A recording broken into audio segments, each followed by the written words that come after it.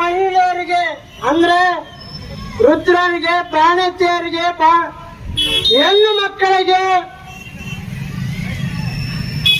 ನಮ್ಮ ಮಾನವನ್ನ ಹರಾಜಿಗಿಟ್ಟಂತ ಪರಿಸ್ಥಿತಿ ನಮ್ಮ ಪೋತ್ನಾಳ್ ಬಸ್ ಸ್ಟ್ಯಾಂಡ್ ಅಲ್ಲಿ ಇದೆ ಬಂಧುಗಳೇ. ಯಾಕಂದ್ರೆ ನಮ್ಮ ಅಕ್ಕ ತಂಗಿಯರು ಹಳ್ಳಿಯಿಂದ ಪೋತ್ನಾಳ್ ಗ್ರಾಮಕ್ಕೆ ಬಂದ ನಂತರ ನಮ್ಮ ತಾಯಿ, ನಮ್ಮ ಅಕ್ಕ, ನಮ್ಮ ತಂಗಿ, ನಮ್ಮ ಚನಮ್ಮ, ನಮ್ಮ ಚಿಗಮ್ಮ ಕಾಳು ಮಾಡಕ್ಕೆ ಹೋಗಕ್ಕೆ ದಾರಿ ಇಲ್ಲ ಅಂದ್ರೆ ನೀವೆಂತ ನೀಚ ಸರ್ಕಾರ ನಡೆಸ್ತೀರಿ ಬಂಧುಗಳೇ. ಇವತ್ತೇನು ಹೋರಾಟ ಮಾಡಿದ ನಂತರ ನೀವೇನು ಹೇಳ್ತಾ ಇದ್ರಿ?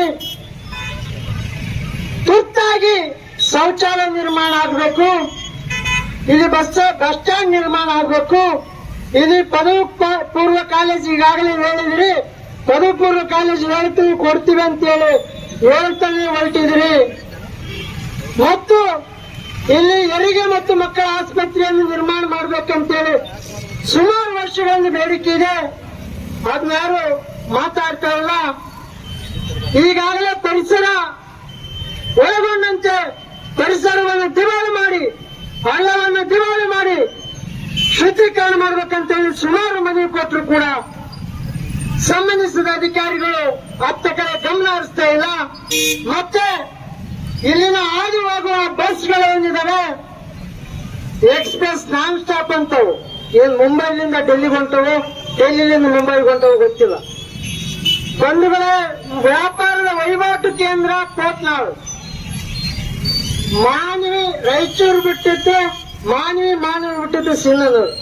ಪೋತ್ನಾಳ್ ವಾಣಿಜ್ಯ ಕೇಂದ್ರ ಆದ್ರೂ ಕೂಡ ಇಲ್ಲಿ ಬಸ್ಸು ನಾನ್ ಸ್ಟಾಪ್ ಬಸ್ಗಳು ತಡೆದು ನಿಲ್ಲಿಸಲಿಕ್ಕೆ ಈಗಾಗಲೇ ಹಲವಾರು ಬಾರಿ ಡಿಪೋ ಮ್ಯಾನೇಜರ್ ಇವರಿಗೆ ಗಮನಕ್ಕೆ ತಂದ್ರೂ ಕೂಡ ಬಸ್ಸನ್ನ ಸ್ಟಾಪ್ ಮಾಡ್ತಾ ಇಲ್ಲ. ಬೆಳಗ್ಗೆ ನಮ್ಮ ತಾಯಂದಿರು ಮಗುಗಳನ್ನು ಎತ್ತಿಕೊಂಡು ಈ ಬಸ್ ಸ್ಟ್ಯಾಂಡ್ ಅಲ್ಲಿ ನಿಂತ್ಕೊಂಡು ನೋಡಿದ್ರೆ ಆ ಮಗು, ಆ ತಾಯಿ, ಆ ಗರ್ಭಿಣ ಸ್ತ್ರೀಯರು 9 ಒಂದು ಕೈಲಿ ಆ ಬಸ್ಸಿನ ದಾರನ್ನು ಹಿಡ್ಕೊಂಡ್ರೆ ಇನ್ನೊಂದು ಕೈ ಕೂಸು ಹಿಡ್ಕೊಂಡಿರ್ತಾರೆ ಬಂಧುಗಳು. ಈಗಾಗಲೇ ಇದೊಂದು ಆದ ನಂತರ ಪೋತ್ನಾಳಿಂದ ಉದ್ವಾಳ್ತಾನ ರೋಡ್ ನೋಡಿದೆ ಅಂದ್ರೆ ಅದ್ರಾಗ ಗದ್ದೆ ಹಚ್ಚಬೇಕಾಗ್ಯದ. ಮೊನ್ನೆ ಈಗ ಕಳೆದ 6 ತಿಂಗಳಿಂದ ಒಂದು ಟ್ಯಾಕ್ಟ್ರಿ ಪಲ್ಟಿ ಆಯ್ತು. ನಿನ್ನೆ ಕಳೆದ 2 ದಿನಗಳಿಂದ ಜೆಸಿಬಿ ಪಲ್ಟಿ ಆಗ್ಯದ. ಯಾವುದೇ ಜೀವ ಹಾನಿ ಆಗಿಲ್ಲ. ಆದ್ರೆ 2 ದಿನಗಳಿಂದ ನಮ್ಮ ಮಕ್ಕಳು ಉದ್ಬಾಳಿಂದ ಉಟ್ಟುಗುನೂರು, ತೋತ್ರಬಂಡಿ, ತಡಕಲ್, ಬೆಳವಾಟ್ 6 ಹಳ್ಳಿಗಳಿಂದ ಚೀನೂರು ಒಳಗೊಂಡಂತೆ ಯಾರು ಪೋತ್ನಾಳ್ ಪಟ್ಟಣಕ್ಕೆ ಶಾಲೆಗಳಿಗೆ ಮಕ್ಕಳು ಬಂದಿಲ್ಲ. 2 ದಿನಗಳಾದ್ರೂ ರಸ್ತೆ ಕಡಿತ ಆಗಿದೆ. ಅಲ್ಲಿ ಬಿರ್ಚು ಕುಸಿದು ಬಿದ್ದಿದೆ. ಬಿರ್ಚು ಕುಸಿದ್ರು ಕೂಡ ಸಂಬಂಧಿಸಿದ ಯಾವುದೋ ಒಬ್ಬ ಗಣಮಗ ಬಂದು ಬಿರ್ಚು ಬಿತ್ತದೆ, ಅಲ್ಲಿ ಯಾರನ್ನು ಸತ್ತಾರಂತ ಕ್ರೀಡಾಂಗಣದಲ್ಲಿ ಒಂದು ನ್ಯಾಯ ಸಮಿತಿಗಳಲ್ಲಿ ಮುಗಿಸಿ ನೋಡಿಲ್ಲ ಅಂದ್ರ ಈ ವ್ಯವಸ್ಥೆಗೆ ಏನ್ ಅನ್ನಬೇಕು? ಜನಸಾಮಾನ್ಯರ ಜೀವಗಳಿಗೆ ಬೆಲೆನೇ ಇಲ್ವಾ?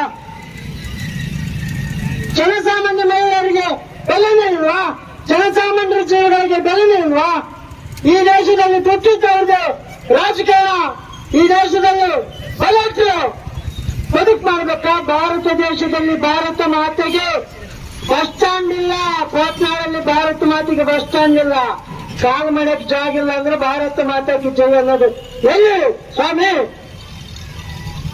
ಹಾಗಾಗಿ ಬಂದ್ರೆ ಇವನ್ನೆಲ್ಲ ಒಳಗೊಂಡಂತೆ ನಾವೇನು ಮನವಿ ಪತ್ರವನ್ನು ನೀಡ್ತೀವಿ. ಸಂಬಂಧಿಸಿದ ಅಧಿಕಾರಿಗಳ ಜೊತೆ ಸುಮಾರು ಡಿಮ್ಯಾಂಡ್ ಇದಾವೆ.